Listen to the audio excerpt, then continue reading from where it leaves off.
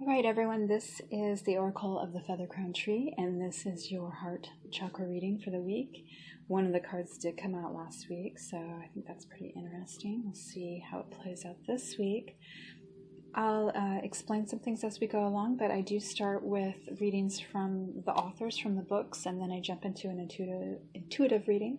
Look for a little timestamp below if you want to skip ahead to that.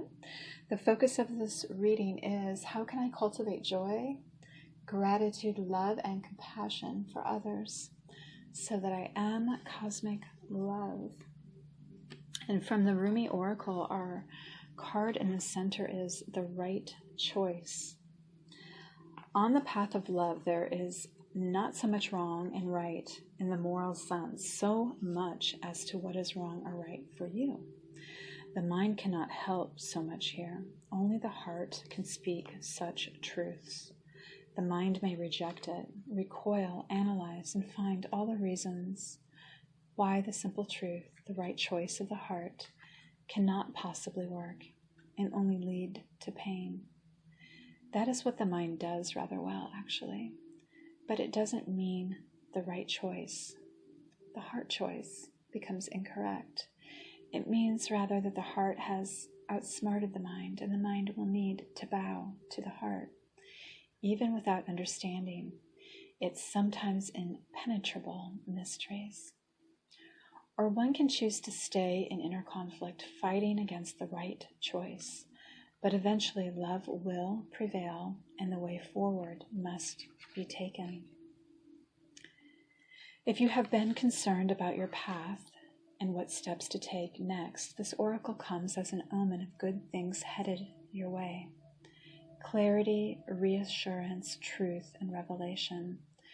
Don't hold on to a belief system or vision if it appears to be tossed on its head. Let things go the way they will, and good fortune will prevail for you.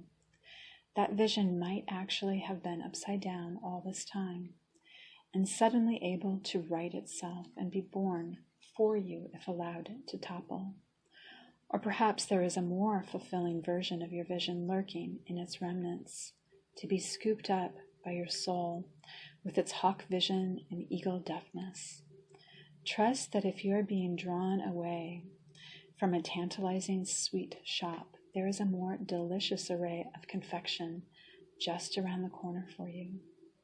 So yes, have your tantrum if you must, but you will be sheepish soon when you realize the hand of the great beloved that removes is the same hand that bestows even greater gifts. And then the card on the left is representing the Dolphin matrix chakra, and it's from the Kuan Oracle. This is the one that was the same as last week's. So it's an important part of the spiritual journey to learn who you are and how you work, and often solitary work is a helpful way to do this. Yet there are times when you are strong enough to work with others without losing yourself or your unique approach to creative endeavors. Collaboration is suggested for you now to allow you to expand your horizons, to meet more people, share your light, and have more fun.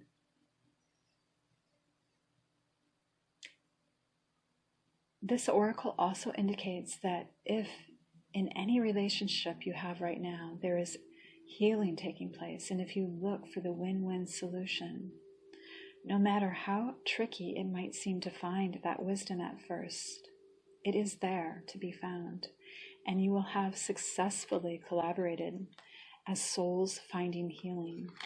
Well done.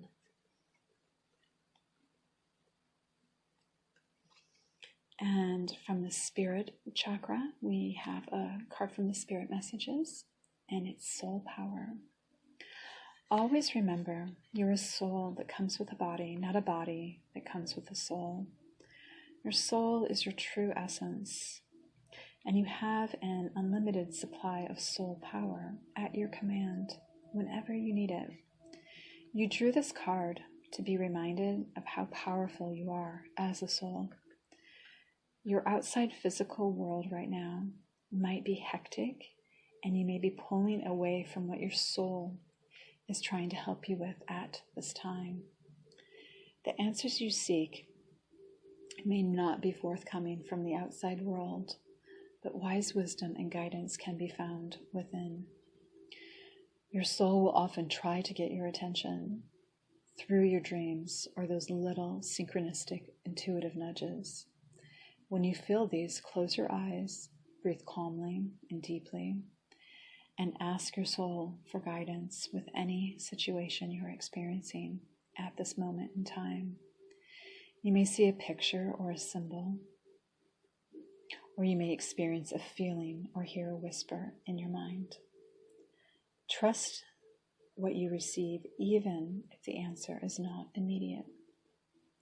Your soul will know how to guide you at this time. Be open to its wisdom and honor how powerful the real you really is.